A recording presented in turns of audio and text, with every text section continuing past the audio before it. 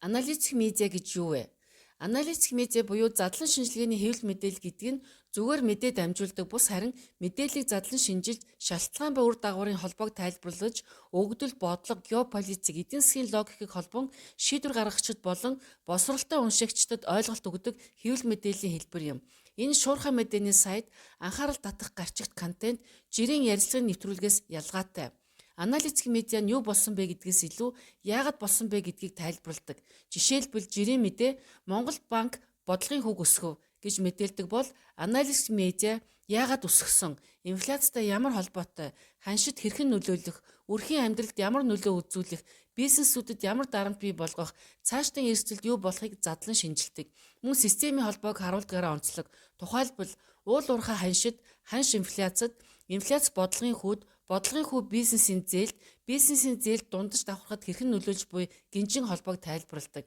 Аналитик медиа нь график өгөгдлийн дүрслэл, нээлттэй их сурвалжийн мэдээлэл, хиймэл дагуулын өгөгдөл, худалдааны өгөгдөл, төсөв экспортын статистик, компани өмчлөлийн бүтэц зэрэг олон төрлийн их сурвалж ашигладаг. Түүнчлэн өнөөдрийн сенсацид төвлөрөхөөс илүү урт хугацааны чиг хандлагыг хардаг. Үүнд 10 жилийн бүтцийн өөрчлөлт, институцийн доройтол, хүн ам зүйн уналт, аж үйлдвэргүй жүйтлэлт, геополитикийн шилжилт зэрэг багтана. Дэлхийд аналитик медиагийн жишээ нь Geopolitical Futures, The Economist, Financial Times, Our World in Data, Bloomberg зэрэг юм.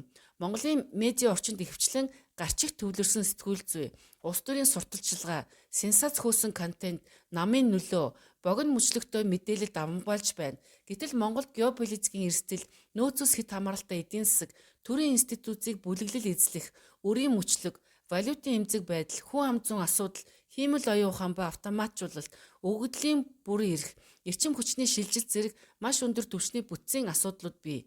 Эдгээрийг богино хэмжээний гарчиг 2 минутын ярилцлага намын маргаанаар тайлбарлах боломжгүй. Монголд аналитик медиа эхлүүлэх боломж маш их байна.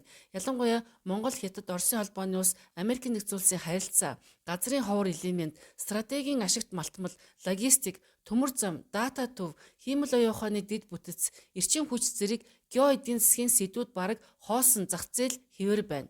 Мөн Монгол банк, баялагын сан, төсөв, үр, улсын эрсдэл, валютын эрсдэл, уул уурхай, түүхийн эдийн мөчлөг зэрэг эдийн засаг, бодлогын задлан шинжилгээ хийх орон зай бий. Үүн дээр нэмээд зөвхөн шүүмжлэг биш, ямар улс амжилттай хөгжсөн, баялагын нөөцийн хараалаас хэрхэн гарсан, дата төвийн бүс хэрхэн байгуулсан, баялагын сангаа яаж амжилттай хөгжүүлсэн зэрэг шийдэл төвлөрсөн системийн сэтгүүл зүй хөгжүүлэх боломжтой.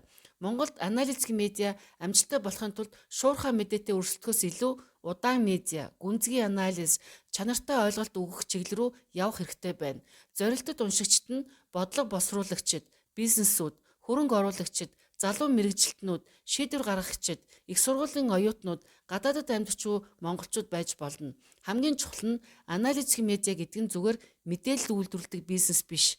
Харин шуугианаас бодит дохиог ялгаж, үйл явдлын цаадах системийг тайлбарлаж, ирээдүйн эрсдлийг уншиж, шийдвэр гаргахад тусалдаг ойлголт үйлдвэрлэдэг мэдлэгийн платформ юм.